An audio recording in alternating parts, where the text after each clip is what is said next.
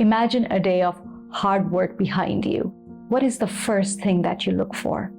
I bet it's something that promises you one of life's sweetest treats. Excitement, pleasure, or relaxation, right? As children, we experience pleasure through nurturing, encouragement, and emotional validation.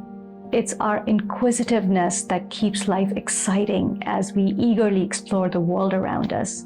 But as we reach puberty, our sacral chakra undergoes a transformation.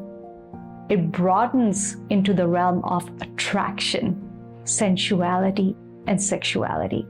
Pleasure takes on absolutely new dimensions, washing over us with sensations of expansion and euphoria.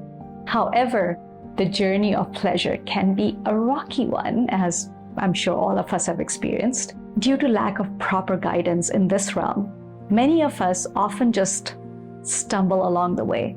We either overindulge in pleasure or repress our natural desires, both of which can have lasting effects on our psyche, self-esteem, and relationships.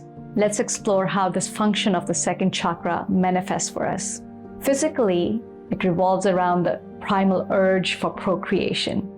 It's nature's way of ensuring continuity and longevity of a species. It's very basic, it's built in, and it's primal. And pleasure is the subconscious drive that activates this programming. Interesting, isn't it? Psychologically, pleasure invites us to enjoy the experience of being alive.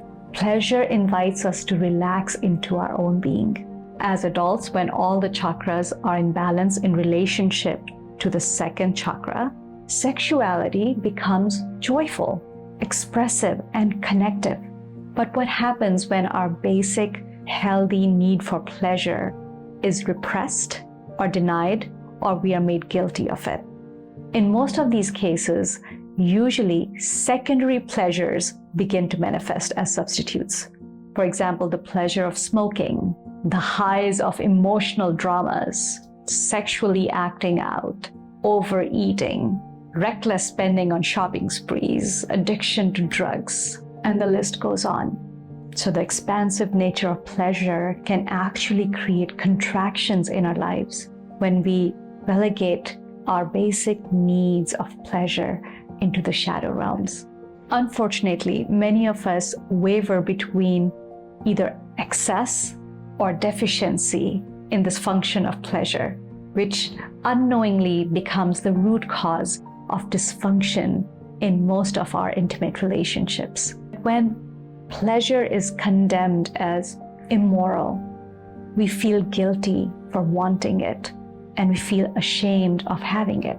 This can lead to deep inner conflicts, and it can disconnect us from our own intuition and a sense of knowing. Any legitimate spiritual path will always embrace the pleasure function, but will also be available to guide one on how to evolve into the deeper realms of spiritual pleasures.